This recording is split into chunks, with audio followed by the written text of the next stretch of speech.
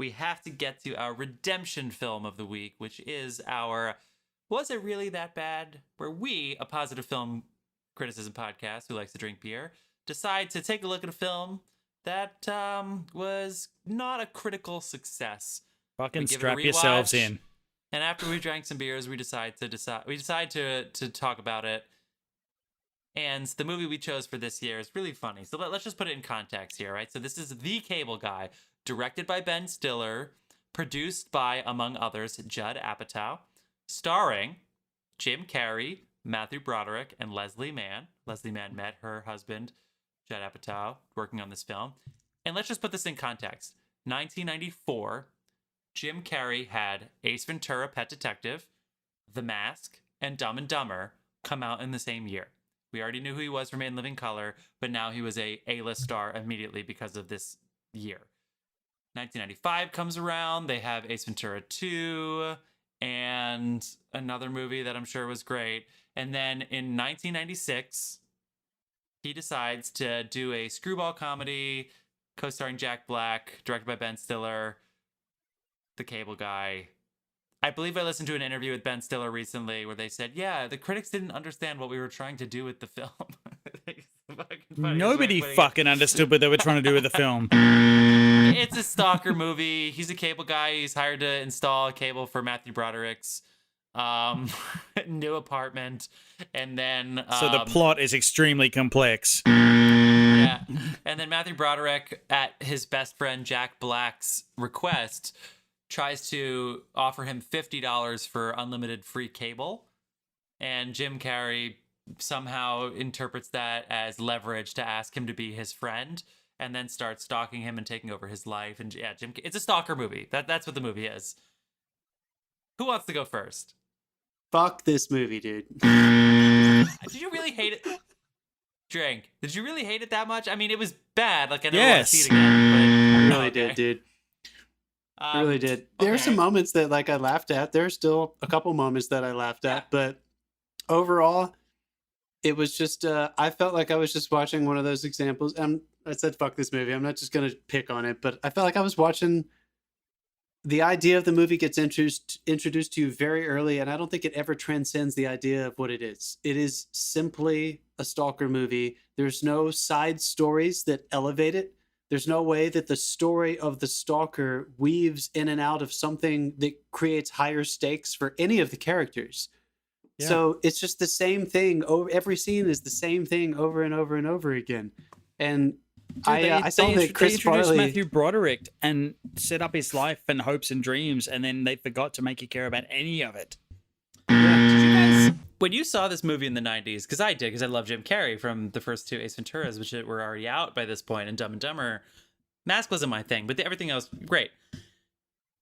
Is this the movie you realize, you know what? Matthew Broderick is not quite as cool as Ferris Bueller.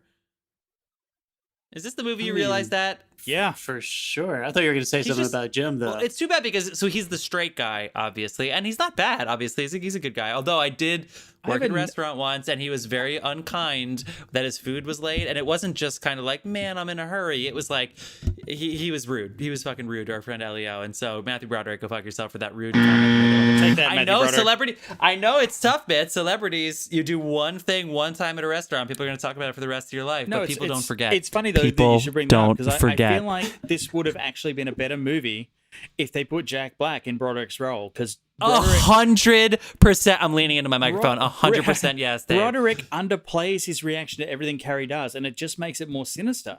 Whereas I feel like it needs a bigger reaction to the ridiculousness that is Carrey. I feel like that might have actually saved the movie.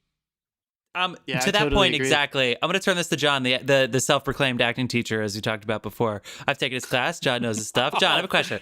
We talked about Fargo early in this movie, and I mentioned... Do we need to throw in shade alarm? What? There's no shade. It was a good class. John's good. John's good. He gave me some notes. Death of a Salesman scene. John, we talked about Fargo a minute ago, and I mentioned William H. Macy's eyes the whole time were like concerned. Like he was unraveling the entire movie. So film acting is basically less is more, is how you're taught, and then they just sort of hope you can act after that, but it's basically like don't do anything. Do you think there's some days Matthew Broderick showed up to set and went, where are we in the script right now? What's going on? And they're like, just be a little disappointed. And he went, all right. And he just was like, I'm a little disappointed. And they were like, perfect, moving on.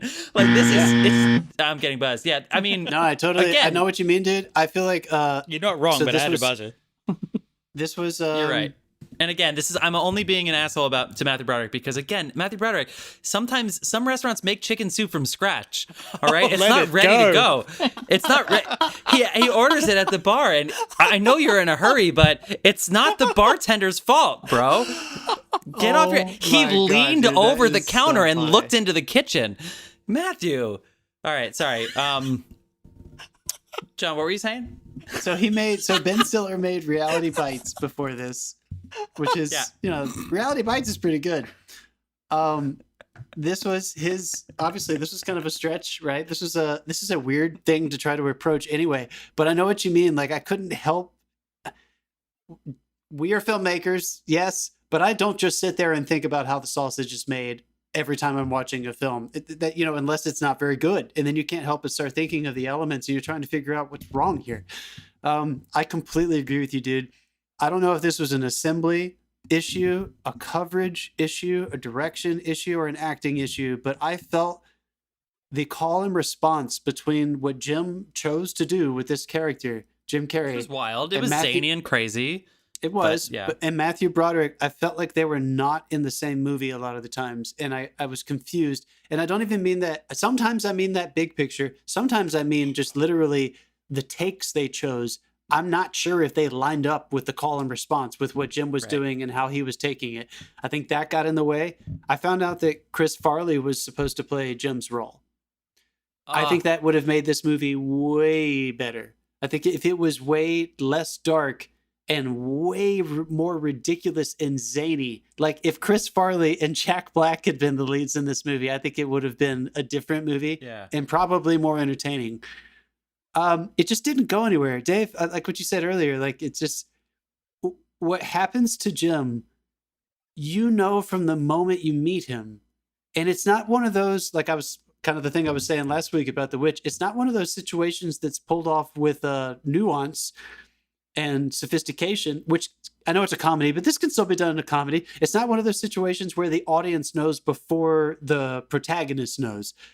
Like, so obviously, and I think Broderick's character is supposed to know really early on that this guy's weird and he's got these attachment issues and he's coming at you, but it doesn't play out. It doesn't play out in an enjoyable way at all. What was he watching? Jim Carrey is out of control. And you know what? That's a choice. I don't know if it was the right choice, but he went for it. He has a director. He has a whole team of people. Judd Apatow knows comedy. He's got a lot of people around him that could have somehow kindly been like, look, this isn't working out. Let's just come together here. Matthew Broderick chose to do nothing.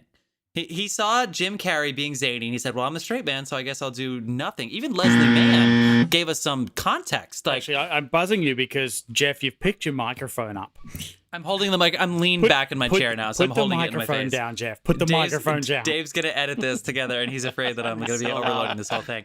Anyway, so Jim Carrey, he's got a weird lisp. He's still in, like, sketch comedy world. Let's be real. Ace Ventura, he's a little, like, sketchy, whole sketch comedy the whole movie. But at least he opens that movie in a mental institution. So it's sort of pre in the script. The Mask, he has two different characters, the straight character, and then the Mask character, he goes insane. And then Dumb and Dumber, he's just hanging on. You know what I mean? Like, he's barely sane. For the Cable Guy, he probably should have chosen the barely sane route. But again, he made the choice to go way over the top. He thought it was going to be a zanier comedy. But I agree with you, dude. I don't think it would have bothered me as much had they given more...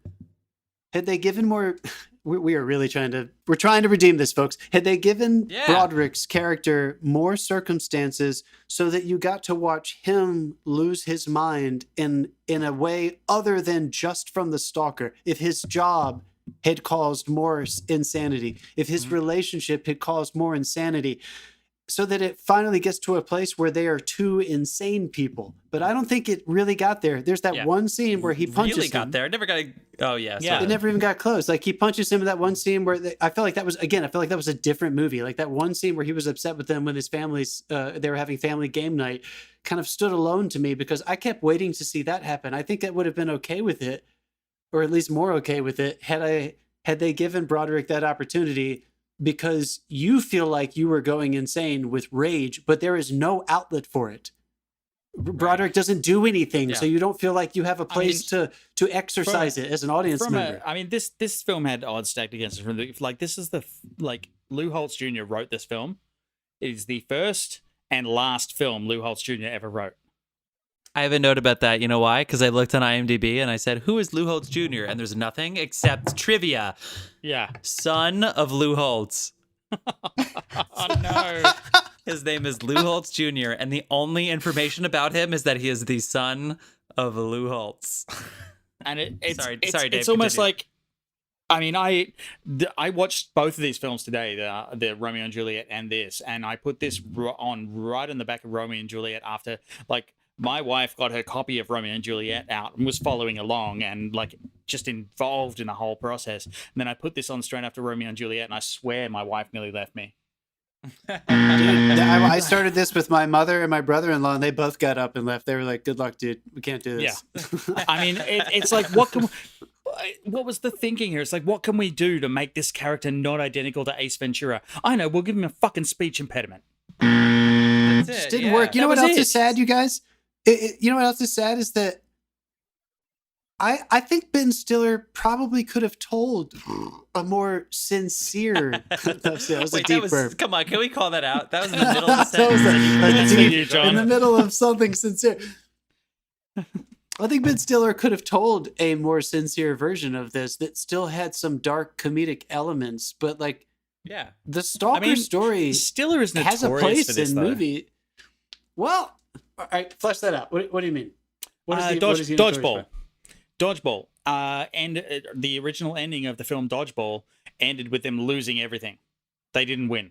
Ben Stiller's character won at the end of that film. And the studio and the test screenings went badly, so they made him go back and film the whole extra scene at the end with Chuck Norris, and they get another shot and like that whole other thing. And then he takes a shot at them in the after credit scene. If you haven't watched Dodgeball through the credits, watch the fucking credits, because there's a fantastic scene there where he like just bags the fuck out of Hollywood, and it's kind of funny. But yeah, he is notorious for making these films where it's just like, I'm going to take you to the fucking dark places and I don't care. But that's what I'm saying. Dave, I think if you can dodge a wrench, you can dodge a ball. I love that movie. I think I was a bigger fan of that movie than Anchorman. They both came out the same year. Yeah. I love Dodgeball more. Dodgeball is one of my guilty pleasures.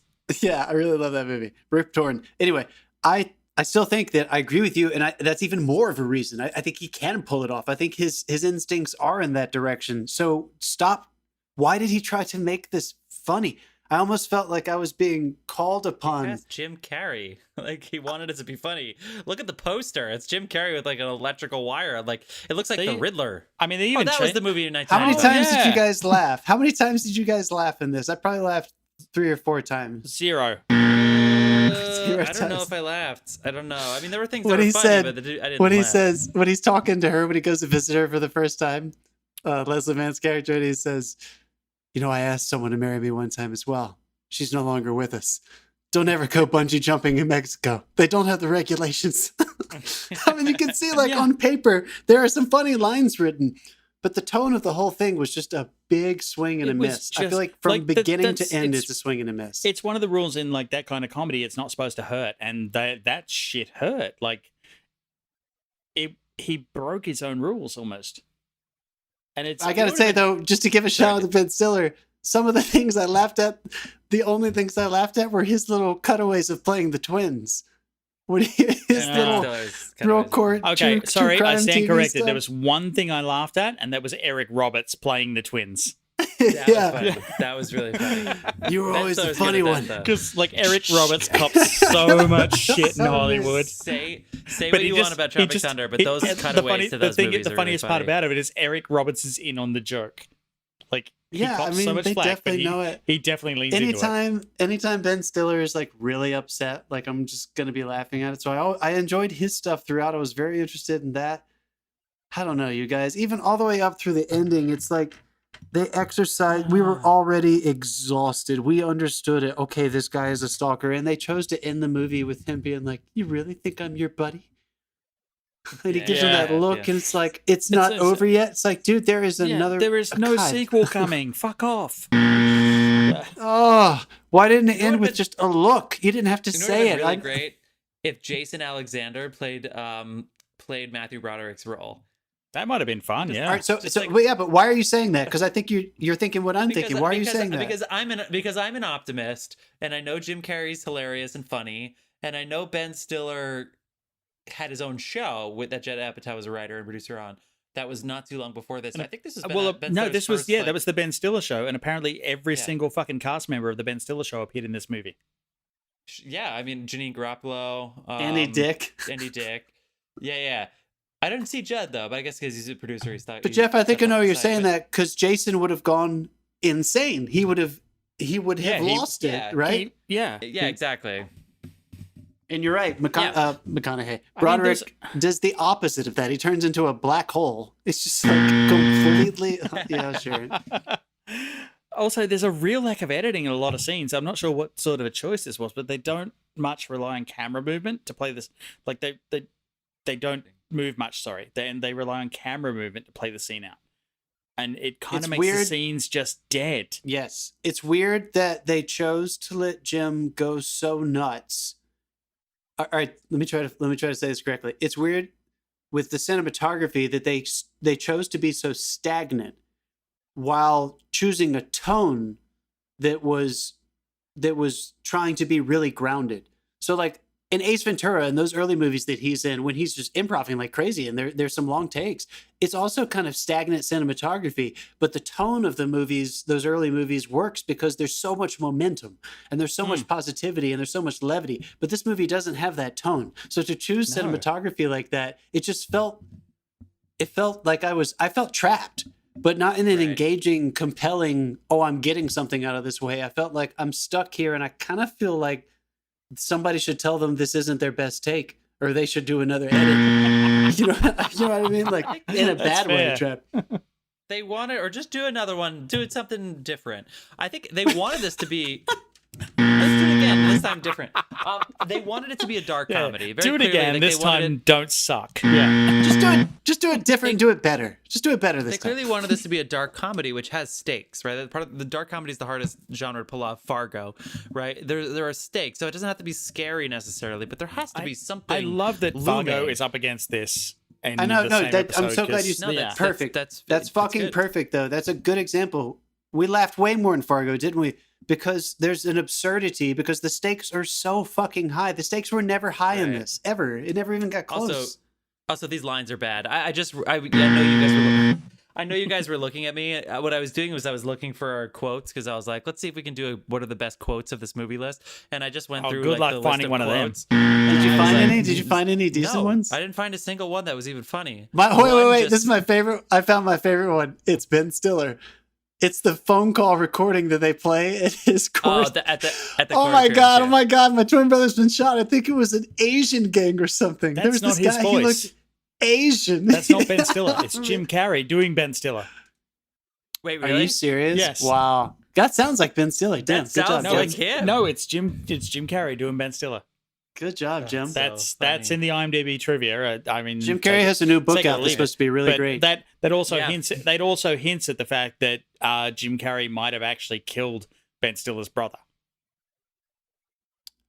Ah, interesting. Dave, Yeah, that is yeah, a I- tre- I thought- that is I the- mean- that is X which marks adds- the which spot that I they don't should give a have- fuck It about, adds dude. the one, like if they'd telegraphed that, it might have added the one piece of interesting Yes. fucking shit in this But movie. see, that's what They I'm should've done talking it. about, dude. 'Cause the That's what whole I'm talking time- about. There was the no whole time we're outside watching thing.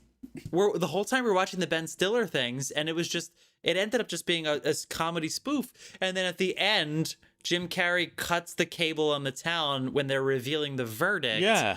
Which I guess is kind of funny, but if it was And Jim the guy from Carrey, and if Tenacious that was D looming picks the whole time. the guy from Tenacious D picks up a book and goes, this is much better. It's like, yeah, we get the message, dude. Way to fucking telegraph the point. It was too bad. It was too bad. Anyway, we Which ruined this that's movie kind for of what anybody that real wants to fast see it. though. I feel like that's kind of what Ben was trying to do, which is why it just sometimes art just doesn't work, you guys. You look at a painting and it works or it doesn't work. the Hans Zimmer masterclass, he was talking about like sometimes I have some composer friends that I have, and I call them into my office and I say, "Is this shit or is it not shit? Like just tell me straight up. I can't change one thing to make it good. It's either good or it's not." What you just said, to broadcast it, I kind of feel like Ben Stiller was trying to satirize and use the idea of television and broadcasting and try to kind of put an absurd spin on it to try to kind of. I'm afraid that he intended to make this movie. That's what I'm saying, is that he literally tried to do exactly this to try to make a point, and it just didn't fucking work. It just didn't work. Yeah, I don't know. Am I being too harsh? Am I being too no, angry? you're not. Because I watched this on IMDb TV with ads, and they might have been the best part of it. Every time there was an ad, I was like, I have ads to. were bad, I don't know if I can finish this. I don't know if I can They were finish like this movie. singing like depressing songs. Okay, talking about how I'm hard sorry, the but times also are. I love to, while I'm doing this, I go through the IMDb trivia because it's fun. It's a great resource, and there's a piece of trivia that says the novelization strongly implies. Who the fuck is buying the novelization of this? I bet it read better. I bet it read better than Is it. anybody watched, that fucking bored on a plane? So I'm telling you though, like it's one of those things that could have played out differently. I bet the novel is more sincere. Anyway, that's I'm sorry. I don't want to hate. I don't like hating on it. I like Ben Stiller. I like Ben Stiller's movies. I usually laugh a lot of them. Yeah, Or even his more edgy kind of indie ones. But this one just, man, it drove me insane when I was a kid. It drove me insane again. It just, God, it was annoying. I mean, the upshot of this is like find this movie, download it onto your device, and when your power goes out one day, still don't watch it. Never, ever watch this movie. Oh my God, I'm so sorry. I Ben, I'm so sorry if you're Misspoke listening. But Jesus, dude, You